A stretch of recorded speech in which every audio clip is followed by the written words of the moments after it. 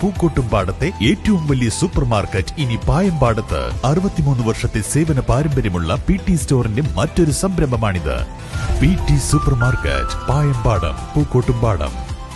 Ration കടകൾ കാലിയായി എന്നാരോപിച്ച് ചോക്കാട് റേഷൻ കടയ്ക്ക് മുന്നിൽ കോൺഗ്രസ് പ്രവർത്തകർ ധർണ നടത്തി. കർഷക കോൺഗ്രസ് ജില്ലാ പ്രസിഡന്റ് AP രാജൻ ഉദ്ഘാടനം ചെയ്തു.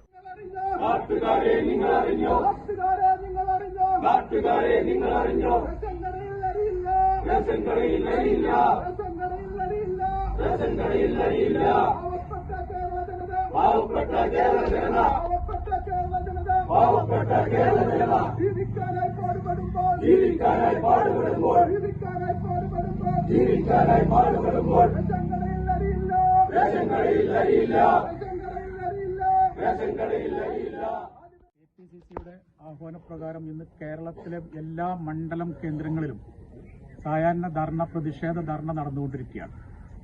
കേരളത്തിലെ 14,000-ഓളം വരുന്ന റേഷൻ കടകൾ, കേരളത്തിലെ 94,84,000-ഓളം വരുന്ന കാർഡ് ഉടമകൾ, അവരൊക്കെ ഈ മാസം ജനുവരി 2025 ജനുവരി ആദ്യ മാസം തന്നെ പൊതുവിതരണ ശൃംഖല തകർക്കപ്പെട്ട് റേഷൻ സാധനങ്ങൾ വാങ്ങാൻ കഴിയാത്ത ഒരു സാഹചര്യത്തിലാണ് ഉള്ളത്. അല്ലെങ്കിൽ തന്നെ വെള്ളക്കാർഡ് പോലുള്ള പല കളറിലുള്ള കാർഡുകൾ എല്ലാ മാസവും കൃത്യമായ അളവിൽ സർക്കാർ ഭക്ഷ്യധാന്യ വിതരണം ഇല്ലാത്ത ഒരു സംസ്ഥാനത്ത് ചില മാസം 5 കിലോ കൊടുക്കും, ചില മാസം 2 കിലോ കൊടുക്കും, കൃത്യമായി വിതരണം പോലും ഇല്ലാത്ത ഈ സംസ്ഥാനത്ത് ഈ ജനുവരി മാസത്തിൽ പൊതുവിതരണ മേഖല ആകെ സ്തംഭിച്ചിരിക്കുകയാണ്. റേഷൻ ഡീലേഴ്സ് അവരൊരു സമരം, വ്യാപാരികൾ അവർ ഇന്നു മുതൽ അനിശ്ചിതകാല സമരം പ്രഖ്യാപിച്ചിരുന്നു.